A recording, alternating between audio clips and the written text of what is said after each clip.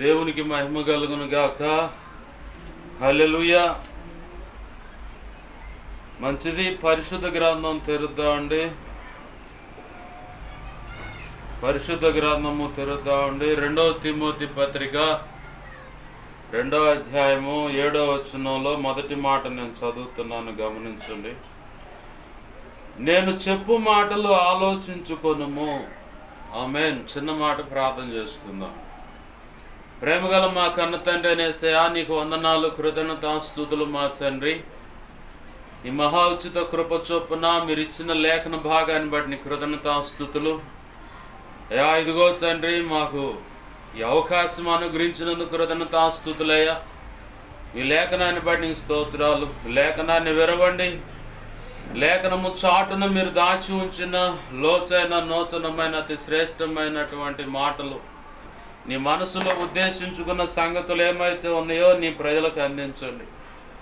అవి వారికి అందించడానికి అల్పుడైన మీ దాసుని ఏర్పాటు చేసుకున్నారు. మీ దాసు నోట ఆ మాటలు ఉంచి, మీ దాసుని మీ సిలువ చాటును మరుగుపరిచి, మీ దాసుని ముఖాంతరంలోంచి మీరు కనబడుతూ నీ అనాది సంకల్పంలో మీ దాసునికి నిర్ణయించినటువంటి ధారాళమైన నీ ఆత్మ నడిపింపు, లేఖన ప్రత్యక్షత, ఆత్మ ప్రత్యక్షత, వాక్శక్తిని అనుగ్రహించి మా ప్రభువా, నీవే సూటిగా తేటగా స్పష్టంగా నాతో మాతో అందరితో మీరు మాట్లాడండి. దేవా, మీరు మాట్లాడుతుండగా మా అందరికి వినగలిగిన చెవును, గ్రహించగల మనస్సును, లోబడి హృదయాన్ని, వాక్యానుగుణంగా జీవించే కృపను, హృదయ సున్నతిని, దిద్దుబాటు మనస్సును, నేర్చుకునే శుభగుణ లక్షణమును, నిత్యత్వము చేరు పర్యాంతం వరకు నిత్యము నీ పాద సన్నిధిలో శిష్యరకము చేసే భాగ్యమును కూడా మాకు దయచేయి. శిష్యులైన సేవక గణముగా తీర్చిదిద్దబడి ఘనమైన నీ సేవ చేసి నీ నామాన్ని మహింపరచుకోవడానికి కూడా కృప మాకు దయచేయి. ప్రభువా, సహాయం చేయండి అయ్యా. సత్యములో ప్రతిష్ఠింపబడి సర్వసంపూర్ణ సత్యము చేత సంపూర్ణ సిద్ధి పొందుతూ, అలాగనే నీ కృపలో అనేకులను దేవ సత్యములో ప్రతిష్ఠిస్తూ, సత్య సంబంధమైన సంఘాలు స్థాపిస్తూ, నీ మహా ఉచిత కృప చొప్పున నువ్వు అనుగ్రహించిన సార్వత్రిక సంఘ సంస్కరణ పనిలో ఉత్సాహంగా రెట్టింపైన కృప పొందుకొని, అభిషేకం పొందుకొని సాగిపోతూ ఉన్నతమైన నీ సేవ చేసి సంపూర్ణంగా దాన్ని ముగించి ధైర్యముగా క్రీస్తు న్యాయపీఠాన్ని ఎదుర్కొని, బడా మంచి దాసుడా, మంచి దాసురాలని ఆనాడు నువ్వు నిర్ణయించిన ఆ మెప్పు, ఘనత, మహిమ, బహుమతులు అందుకొని నిత్యత్వంలో ప్రవేశించి, వధువులో నువ్వు నిర్ణయించిన ఉన్నత స్థానంలో నిలచి నీ పక్షంగా అయ్యా, ఇదిగో తండ్రి, నీ ఉన్నత స్థానంలో నిలిచి తండ్రి నీతో కలిసి యుగ యుగాలు నిత్య రాజ్య పరిపాలన చేసి నిన్ను మహింపరచుకునే భాగ్యం కలిగినట్లుగా మాతో ఈరోజు ఉండి మా అందరితో ముచ్చటించండి, మాకు బోధించండి అయ్యా. మా భవిష్యత్ కాలంలో అవసరమైన, ఈ ముందు రోజుల్లో అవసరమైన శ్రేష్టమైన సంగతులు మాతో మాట్లాడమని బతిమలాడుతున్నాం ప్రభువా, నీకు స్తోత్రాలు. ఉపదేశాన్ని అటగించాలని ప్రయత్నం చేస్తున్న దుష్టుడు, వాడి దోతలు, చీకటి అంధకార శక్తులు ఇత్యాది మరి ఏవైనా సరే యేసు నామములో నీవు నాకు ఇచ్చిన అధికారం చొప్పున నీ మహాపునరుద్ధాన శక్తిని బట్టి మేమంతా కలిసి వాటి ప్రభావాన్ని బంధిస్తున్నాం, నిత్య నరకంలోకి విసిరి కొడుతున్నాం. అక్కడే ఇప్పుడు అవి యేసు నామములో లయమైపోవును గాక. నా చుట్టూరు, మా చుట్టూరు నీ చిత్త ప్రకారము అయ్యా, ఈ ప్రార్థనలో ఎక్కిపిస్తున్న ప్రతి ఒక్కరి చుట్టూరు, మేమున్న గృహాల చుట్టూరు, కాలనీ, గ్రామం, పట్టణం, రాష్ట్రం, దేశం సమస్తం చుట్టూరు సిలువ రక్తపు కంచె, రక్షణ కంచె, అగ్ని కంచెను వేసి నీ కృపలో భద్రపరచు. నీ మహిమేగాన్ని జ్ఞాపకం చేయబడి సమస్తంపై ఆవరింప చేసి నీ చేతి నీడలో దాచిపెట్టి, నీవే అగ్ని ప్రాకారమే జ్ఞాపకం చేయబడి సమస్తం చుట్టూ ఉండి అయ్యా, ఇదిగో తన్ని కలువరి సిలువలో మా కొరకై నువ్వు చిందించిన పరిశుద్ధ రక్తమును కంచెగా వేయండి, రక్షణ కంచెగా వేయండి దేవ, అగ్నిని కంచెగా వేయండి. నీ దేవదూతల అగ్ని వంటి రథములు సైన్య సమూహం చుట్టూ కంచెగా కావలిగా ఉంచండి. సర్వోన్నతుని శక్తి నన్ను మమ్మల్ని కమ్మునుగాక. నీ కనుదృష్టి ముఖాన్ని తేజం అని వెలుగు సన్నిధి కాంతి నిత్యం మాపై ప్రకాశించునుగాక. బలమైన నీ సన్నిధి ప్రభావం మా మధ్య ఉండునుగాక. అది మేము అనుభవించుదుగాక. మేమున్న ఈ స్థలాన్ని సేనాపర్వతంగా, ఈ ప్రాంతాన్ని సేనాపర్వతంగా చేసి స్తుతి సింహాసనాసనుడివై ఉండి నీలోంచి ప్రభు నలుదిక్కులకు యేసు నామమున ప్రబలిల చేయండి ప్రభు. స్తుతి సింహాసనాసనుడివై ఉండి అగ్ని స్తంభంగా మాతో ఉండండి ప్రభు. నీ ఆత్మకార్యములు జరిగించమని బతిమలాడుతున్నా. నీ పక్షం వహించిన నేను ఎంత బలహీనో నీకు బాగా తెలుసు. నీ మీద ఆనుకున్న, నీ కృప మీద ఆధారపడ్డాను. నా సమస్త అవిధేయతలు, అతిక్రమ దోషాలు, పాప దోషాలు, ఆజ్ఞాతిక్రమలు ఏమున్నా ఒప్పుకుంటున్నాను, క్షమించు. కలువరి శిలువలో మా కొరకై నువ్వు చిందించిన నీ పరిశుద్ధ రక్తంతో నన్ను కడిగి పవిత్రపరచు. శుద్ధ జలంతో నన్ను కడిగి పవిత్రపరచు. సమస్త కీడాపవిత్రతను కొట్టివేపు. పరిశుద్ధాత్మజ్ఞులను పుటమే శుద్ధ సువర్ణంగా మార్చు. పరలో శుద్ధ సువర్ణతైన నైతం ఇంకను గొప్పగా ఉంచు. ప్రభువా, అపోస్తలుల కార్యం 4:27-31 యెషయా 51:16 ప్రకారం నీ కృపను, మత్తయి 10:1-7 ప్రకారం నీ కృప నాకు దయచేయి.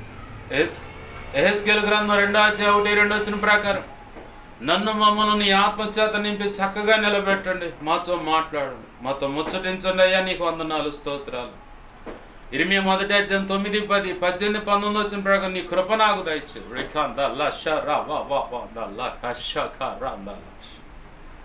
నీవే చూడండి, మాకు బోధించమని, మమ్మల్ని బలపరచమని, నీవు దేవా సహాయము చేయమని బతిమలాడుచు నీ పాదాలను ఆశ్రయించామయ్యా. మాతో మీరు ఉండండి.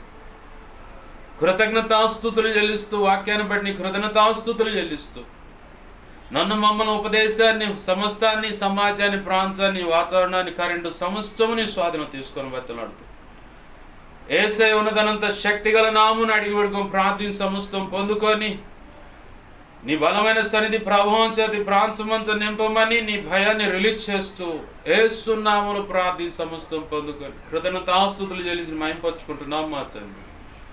Amen, amen, amen. మంచిది. ప్రభునందు సమకూడిన మీ అందరికీ, నా ఈ మాటలు వింటున్న ప్రతి ఒక్కరికి, ఈ వీడియో ద్వారా వింటున్న, ఇక ముందు వినబోతున్న ప్రతి ఒక్కరికి ప్రభు అయిన యేసుక్రీస్తు వారి పేరిట నా హృదయపూర్వకమైన వందనాలు. అందరికీ వందనాలు. మంచిది. చదువుకున్న మూలవాక్యాన్ని మరొకసారి జ్ఞాపకం చేసుకుందాం అండి.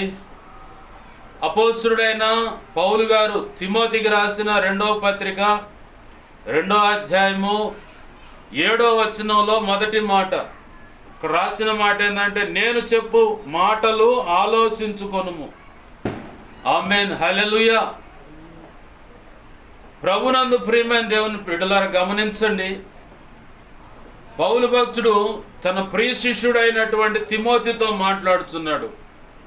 నేను చెప్పే ఈ సంగతులు, నేను చెప్పే ఈ మాటలు ఆలోచించు. ఆలోచించేటువంటి మాటలు ఏమై ఉంటాయి? ఎక్కడైనా ఏదైనా భార్యాభర్తల మధ్య సమస్య అయితే అమ్మాయి వైపు సమస్య ఉండని, అబ్బాయి వైపు సమస్య ఉండని, ఏ కారణాన్ని బట్టి మీరు ఇలా సమస్యలోకి వచ్చారో అదే ఈ కారణాన్ని బట్టి కనుక ఒకరినొకరు తగ్గించుకున్నట్లయితే ఈ పరిస్థితి ఉండదు కదా. ఆలోచించు అంటాం. వ్యాపారం అనుకో, పార్ట్నర్షిప్ మీద అడుగులు వేస్తారు. ఇటుపక్కోళ్ళు చెబుతారు, అయ్యా అదేదో నువ్వు ఒక్కడివే పెట్టుబడి పెట్టుకొని చక్కగా నిలబడ్డట్టయితే ఈ నష్టం ఉండేది కాదు కదా, ఈ నష్టము ఉండేది కాదు కదా, కాబట్టి ఆలోచించు అంటారు. చదువుకోవాలనుకున్నటువంటి వ్యక్తుల విషయంలో తల్లిదండ్రులు ఒక చదవమని ప్రపోజల్ చేస్తారు. కానీ చదివేటువంటి వ్యక్తి ఏమో, నా తోటి స్టూడెంట్స్, నా క్లాస్మేట్స్, అలాగే నా స్నేహితులు, అది స్త్రీలకైనా పురుషులకైనా, మా ఫ్రెండ్స్ అంతా ఫ్యూచర్లో ఇలా ఉండబోతుంది కాబట్టి ఈ సబ్జెక్ట్ తీసుకొని దాని మీద చదివితే రానున్న దినాల్లో చాలా ఉన్నతమైన ఉద్యోగాలు ఉన్నాయట, మంచి జీతాలు వస్తాయట, లైఫ్ వెల్ సెటిల్ అవుతుందట, కాబట్టి ఇది చదువుతానని చెప్పని వెళ్ళి చివరికి ఫెయిల్ అయినప్పుడు మళ్ళీ తల్లిదండ్రులు కూర్చొని చెబుతుంటారు, మేము చెప్పినప్పుడు వినలేదు ఆ మాట, కాబట్టి దయచేసి మేము మళ్ళీ ఒక సజెషన్ ఇస్తున్నాం, దీని మీద ఆలోచించు అంటారు. అంటే ఏదో ఒక విషయం మీద అది చాలా విలువైన సంగతి అయితే కాబట్టి ఆలోచించు అని చెప్తాం. పెళ్లి చేయాలనుకుంటున్నారు, పెళ్లి చేసే ముందు పలానా వ్యక్తి అయితే నాకు చాలా ఇష్టం అంటుంది అమ్మాయి, లేదంటే పలానా అమ్మాయి అంటే నాకు చాలా ఇష్టం అంటుంది. ఆ ఇష్టం అన్నప్పుడు ఇటు తల్లిదండ్రులు కానీ, అటువైపు తల్లి కానీ తండ్రి కానీ ఆ వ్యక్తి అయితే ఇంత తేడా పడుతావమ్మా, ఆ అమ్మాయి అయితే ఇదిగో నీ బ్రతికిలా అవుతుందయ్యా, దయచేసి నా మాట ఆలోకించు, కొంత సమయం తీసుకో, ఆలోచించు, ఒక మంచి నిర్ణయం తీసుకో అని చెప్పని అంటూ ఉంటారు. అంటే ఆలోచన వ్యవస్థ ఆచితూచి ఒక నిర్ణయం తీసుకోవటానికి ఉపకరణంగా కనపడేది ఏదైనా ఉందంటే ఆలోచనే. దేవునికి మహిమ కలుగును గాక. హల్లెలూయా. ఒకవేళ ఏదైనా ఇల్లు కట్టబోతున్నాం, బైబిల్ గ్రంథంలో ఒక మాట ఉంది, ఎవడైనా ఒక పని చేయాలనుకున్నప్పుడు, లేదు ఇల్లు కట్టాలనుకున్నా, వ్యాపారం చేయాలనుకున్నా, పెళ్ళి అనుకున్నా, లేదంటే విడిపోయిన భార్యాభర్తలే అనుకున్నా, అంటే కలవాలనుకుంటే, లేదు వాళ్ళు నూతనంగా భార్యాభర్తలై ఉన్నప్పుడు దాంపత్య జీవితం కొనసాగిస్తున్నప్పుడు పిల్లలు కనాలని, లేదా ఇప్పుడల్లా వద్దులే పిల్లలు అనుకునే దాని విషయంలో, వ్యాపారమైన, ఉద్యోగమైన, ఒక స్థలం కొనాలన్నా, ఒక పొలం కొనాలన్నా, ఒక బైక్ కొనాలన్నా, కారు కొనాలన్నా, ఒక బట్టల షాపు కానీ, మెడికల్ షాపు కానీ, పచారీ షాప్ అని, చిల్లర వ్యాపారం అని, ఒక వ్యక్తితో కలిసి పార్ట్నర్షిప్లో వ్యాపారం కానీ, ఏదైనా ఒక విషయం చేయాలంటే లేఖనంలో యేసు ప్రభువు వారు చెప్పిన మాట ఏంటంటే, ఒక చోట కూర్చొని తగులబడి అని ఉంటుంది, రాసి ఉంటుంది ఆ మాట. తగులబడి అంటే కూర్చొని ప్రశాంతంగా ఆలోచించి, నేను ఇప్పుడు తీసుకుంటున్న ఈ నిర్ణయాన్ని బట్టి నేను ముందుకు వెళితే సక్సెస్ అవుతానా లేదా, లేదు రూపాయికే ఈఎంఐ ఇస్తున్నారు, రూపాయికే ఏదన్నా టీవీ ఇస్తున్నారు, ఫ్రిడ్జ్ ఇస్తున్నారు, వాషింగ్ మిషన్ ఇస్తున్నారు, లేదు 0 ఫైనాన్స్తోనే స్థలాల మీద లోన్ ఇస్తున్నారు, ₹1 ₹2 ఒక 1% 2% అని వడ్డీ మీద ఇల్లు కట్టుకోవడానికి మేము లోన్ ఇస్తున్నాం, మీ స్థలం యొక్క డాక్యుమెంట్స్ ఏవైతే ఉంటాయో వాటిని తాకట్టు రిజిస్ట్రేషన్ చేయాలి, వాళ్ళకి నో అబ్జెక్షన్ లెటర్ తీసుకొచ్చి అన్నీ క్లియర్ చేసి వాళ్ళ చేతికి అప్పచెబితే వాళ్ళు అంటారు, టోటల్గా ఈ మధ్య ఫైనాన్స్ ఎవరికైనా ఇవ్వాలంటే ఒక స్క్రోలింగ్, అంటే ఒక రేటింగ్ అనేది చూస్తున్నారు. వాళ్ళు అనుకున్న దానికి తగ్గట్టుగా అంత పర్సెంటేజ్ రేటింగ్ వస్తేనే లోన్ శాంక్షన్ చేస్తున్నారు, లేదంటే చేయట్లేదు ప్రైవేట్ కంపెనీలు ఏవైనా సరే. ఎందుకంటే గతంలో లోన్లు తీసుకొని చక్కగా ఎగనాం పెట్టి ఎటోళ్ళు అటు తిరిగిన సందర్భాలు ఉన్నాయి. ఇప్పుడు ఎవడైనా లోన్ తీసుకుంటే డైరెక్ట్గా ఆధార్ కార్డు మీద లోన్ ఇస్తున్నారు. ఏ డాక్యుమెంట్ అవసరం లేదు, ఆధార్ కార్డు ఉంటే చాలు, నువ్వు ఎక్కడ అండమాన్ దీవులోనో పట్టకొస్తారు వాళ్ళు. మచ్చటంగా లోను డబ్బులు వసూలు చేసిన దాకా నిన్ను వదిలిపెట్టరు, డబ్బులు కనుక నువ్వు ఇవ్వలేకపోతే తీసుకుపోయి జైల్లో పడేస్తారు. అటువంటి సెక్షన్లతో ఆధార్ కార్డు లింక్ అయి ఉంది ఇప్పుడు. ఇవన్నీ ఎందుకు ప్రభు మన ఎదుటికి తీసుకొస్తున్నాడంటే, ఫైనాన్స్ అయినా నేను కట్టగలను అనుకుంటేనే ముందుకు అడుగులు వేసి ఫైనాన్షియల్గా ముందుకు వెళ్ళి తీసుకొచ్చుకోవాలి. ఇవన్నీ చేయాలంటే మొదటిగా కూర్చొని తగులుబడి అంటే ఆలోచించి, ఆ మాటకు అర్థం ఏంటంటే కూర్చొని తగులబడి ఆ తర్వాత పని ప్రారంభించినప్పుడు కరెక్ట్గా నేను అడుగులు వేసి సంపూర్ణం చేయగలను అనుకున్న సామర్థ్యం ఉంటేనే పని మొదలు పెట్టగలుగుతాడు. అలాంటి పరిస్థితి లేకపోతే ఈ ఆలోచన చేసినప్పుడు వెనుకంజ వేసి ఆగిపోతాడు. అసలు ఒక చోట కూర్చొని ఒక సజెషన్, కుటుంబ సమేతంగా కూర్చొని ఒక నిర్ణయం చేసి ముందుకు అడుగులు వేయకపోతే, అంటే ఆలోచించి అడుగులు వేయకపోతే ఫెయిల్ అవుతావు. కాబట్టి చక్కగా కూర్చొని ఆలోచించి ఆ తర్వాత ఇల్లైనా కట్టడమైనా, స్థలం కొనటమైనా, వ్యాపారం చేయటమైనా, చదువుకోవటమైనా, లేదా ఒక ఉద్యోగానికి వెళ్ళేటప్పుడు గవర్నమెంట్ జాబ్ అయితే ఇలాను, ప్రైవేట్ జాబ్ అయితే ఇలాంటి పరిస్థితులు ఉంటాయని చెప్పని ఆలోచించుకొనైనా, లేదు పిల్లలు కొంతమంది ఇక్కడ నుంచి తల్లిదండ్రులు వదిలేసి వెళ్ళిపోతుంటారు, దూర ప్రాంతానికి వెళ్తారు, నాకు తెలిసి ఒక తల్లి ఉంది, పరిచర్లు సహకరించేటువంటి ఆమె కూతురు, ఒక అమ్మాయి ఏమో వైజాగ్లో ఉంటుంది, ఒక అమ్మాయి ఏమో హైదరాబాద్లో ఉంటుంది, ఏమో మాత్రం ఇక్కడ ఉంటుంది, ఇక్కడ పరిచర్య సహకరిస్తూ ఉంటుంది. ఒక్కతే ఉంటుంది అనమాట, బిక్కుమంట. రోజు సాయంత్రానికి ఆ తల్లికి ఫోన్ చేసి ఆ ఇద్దరు పిల్లలు మాట్లాడుతారు. అయినా సరే నెమ్మది లేని పరిస్థితి ఆమెకు. ఎందుకంటే బిడ్డలు కళ్ళెదుటుంటే సంతోషం ఉంటుంది, కానీ పెండ్లి కాలేదు, పిల్లలు తలాగా దిక్కుకున్నారు, ఏం చేస్తున్నారో ఏమో, వాళ్ళ భవిష్యత్తు ఏంటో, ఎలానే ప్రార్థన చేసుకుంటున్నారో లేదో, వాక్యం చదువుకుంటున్నారో లేదో, ఆ హోటల్ మేనేజ్మెంట్ అనే ఆ జాబుల్లో ఉంటా అక్కడ ఎలాంటి వాతావరణం ఉందో, పిల్లలు హాస్టల్లో ఎలా ఉంటున్నారో, తింటున్నారో లేదో, ఎప్పుడో వస్తే సంవత్సరానికో 6 నెలలకు ఎప్పుడో పండగ అనుకున్నప్పుడు వస్తారు, మెరుపు తీగలాగా వచ్చి వెళ్ళిపోతూ ఉంటారు తల్లికి కనపడి. ఎందుకు ఈ మాట అంటున్నా అంటే, చాలామంది తీసుకునే నిర్ణయాన్ని బట్టి కొంత ఎడబాటు వస్తుంది. కారణం ఏంటంటే ఏదో ఒకటి సాధించాలి, సంపాదించుకోవాలి, ప్రభు కృపలో సమృద్ధిని పోగేసుకోవాలని చెప్పని తపన పడుతుంటారు. అయితే ఇది ఇహలోక సంబంధమైన వ్యవహారం అంతా. ఇదంతా పరిశుద్ధాత్మావేశము ద్వారా పౌలు భక్తుడు తిమోతితో మాట్లాడుతూ ఉన్నాడు. ఓ తిమోతి, నేను చెప్పే సంగతులు ఆలోచించు, నేను చెప్పే మాటలు ఆలోచించు. ఏమంటున్నాడంటే పై వచనాలు గమనిద్దాం. నా కుమారుడా, క్రీస్తు యేసు నందున్న కృపచేత బలవంతుడు కమ్ము. ఆమేన్, హల్లెలూయా.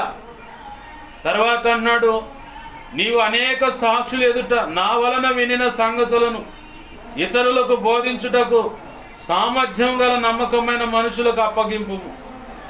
క్రీస్తు యేసు యొక్క మంచి సైనికుని వలె నాతో కూడా శ్రమను అనుభవించుము. సైనికుడు ఎవడను యుద్ధమునకు పోవునప్పుడు తన దండులో చేర్చుకొని వానిని సంతోష పెట్టవలెనని ఈ జీవన వ్యాపారంలో చిక్కుకొనడు. మరియు జట్టి అయిన వాడు పోరాడినప్పుడు నియమం ప్రకారం పోరాడుకుంటే వానికి కిరీటము దొరకదు అన్నాడు. పాటుపడిన వ్యవసాయకుడే మొదట ఫలములలో పాలు పుచ్చుకొనవలసిన వాడు. ఈ మాటలు చెబుతా ప్రభునందు ప్రియమైన దేవుని బిడ్డలారా గమనించండి. ఈ మాటలు చెబుతా పౌలు భక్తుడు అంటున్నాడు, నేను చెప్పే సంగతులు ఆలోచించు, నేను చెప్పే సంగతులు ఆలోచించు అంటున్నాడు.